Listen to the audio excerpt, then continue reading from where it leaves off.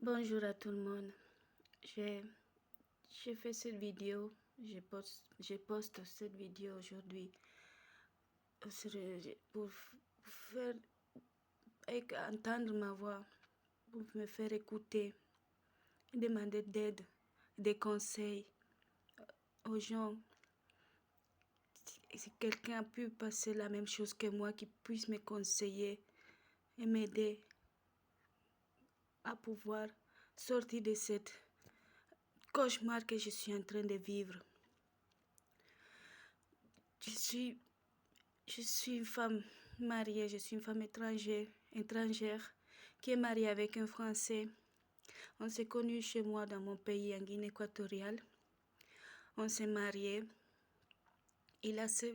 Avant de se marier, j'ai 2 enfants avec mon premier compagnon, que lui aussi il avait abandonné mes enfants.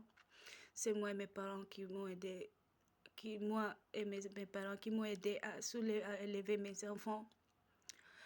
Il m'a mariée, il a accepté mes enfants comme ses enfants, on s'est mariés. Je l'ai suivi dans tous les pays qu'il a travaillé, au Libéria, en Tanzanie. J'étais là présent pour lui. Après, on a eu notre petit garçon ensemble, lui et moi, un petit garçon. Et on s'est marié ici, en deuxième, on s'est marié ici, au mairie de la prière en France. Et tout se passait bien. Mais un jour comme ça tournait. C'était... Je ne sais même pas comment commencer.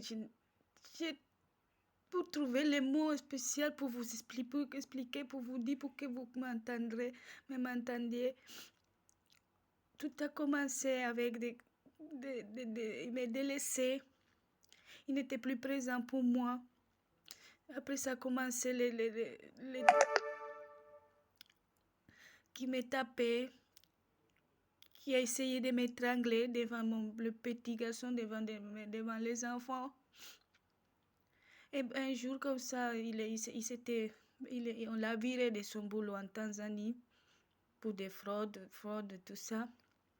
On est venu s'installer ici en France parce qu'il avait acheté une maison ici pendant que j'étais enceinte. Il a fait la dépression. J'étais présent pour lui, c'est moi qui s'occupais de tout. Je lui ai laissé son temps pour se rétablir de sa dépression, mais j'étais présent pour lui. Et à la fin, il a pu trouver notre boulot au Nigeria.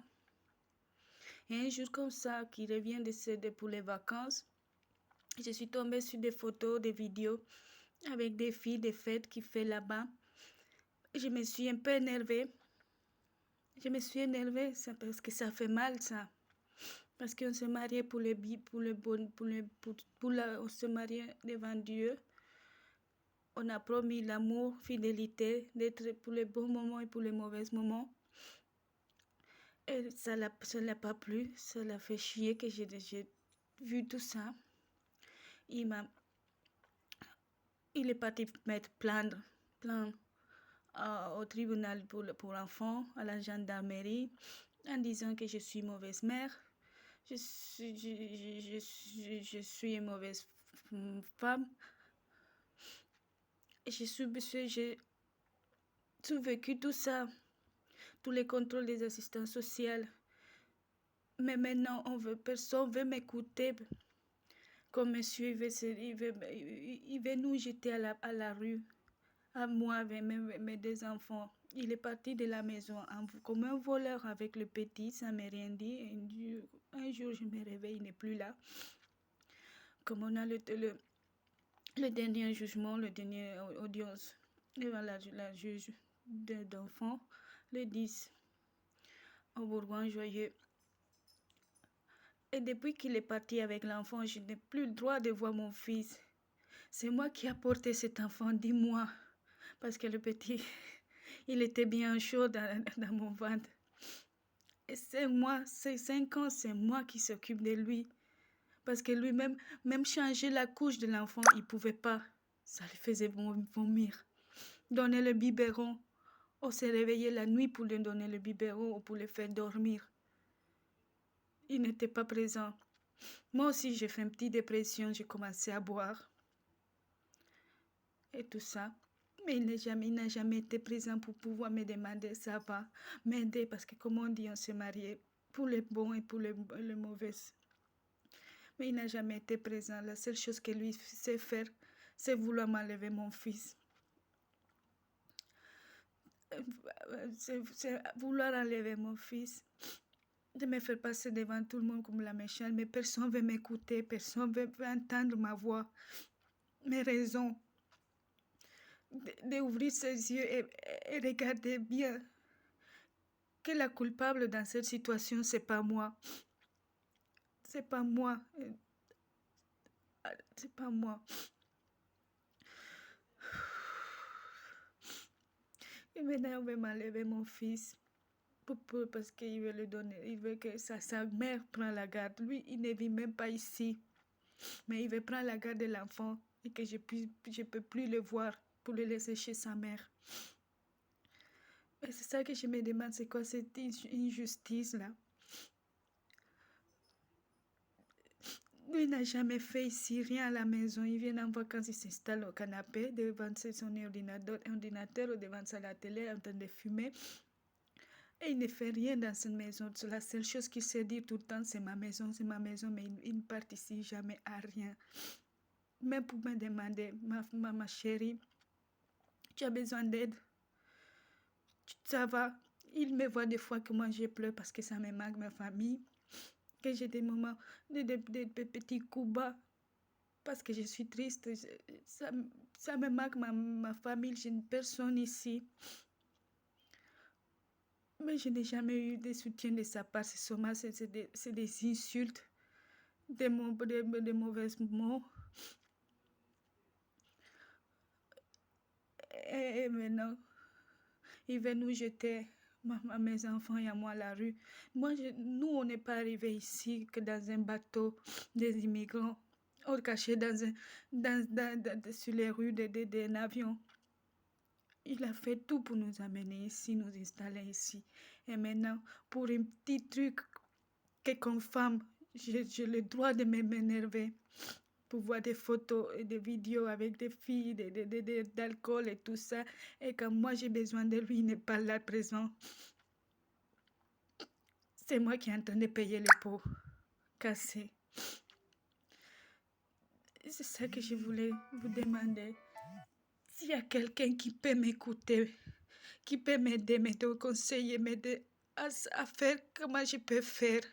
Qu'est-ce que je dois faire pour que quelqu'un m'écoute, mes mots, mes paroles. Et qu'on ouvre les yeux que moi ici, je suis pas la méchante. Je ne suis pas une mère parfaite. Parce que dans ce monde-là, il n'y a pas de mère parfaite. J'ai fait tout de mon mieux. Tout de mon mieux, j'ai donné toute ma force, tout mon amour, tout pour cette famille, pour lui, pour mes enfants. Et maintenant, il veut me jeter comme si j'étais une mère dehors.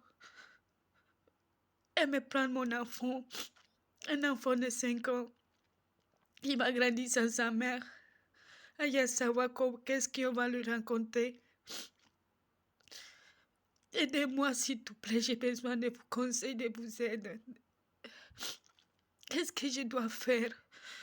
Parce que ça me super. Personne ne veut m'écouter. Personne ne veut prendre le temps de pouvoir bien m'écouter, bien voir, investiguer, comment on peut dire ça, voir que je souffre. Et c'est pas moi la méchante dans cette histoire.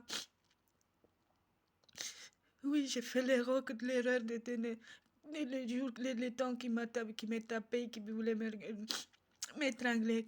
Je n'ai jamais parti mettre plainte parce que pour moi, c'est une famille. C'est mon mari. J'ai toujours essayé de faire une conversation avec lui parce que c'est ça qui compte dans une relation.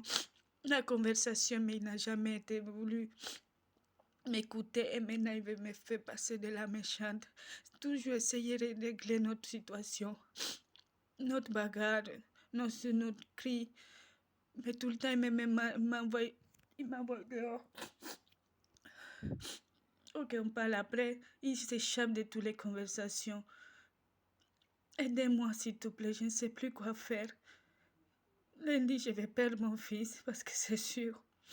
Lui, il a l'argent. C'est un Français. Et moi, j'ai personne ici. J'ai personne ici qui peut m'aider, qui peut me soutenir. S'il vous plaît, aidez-moi.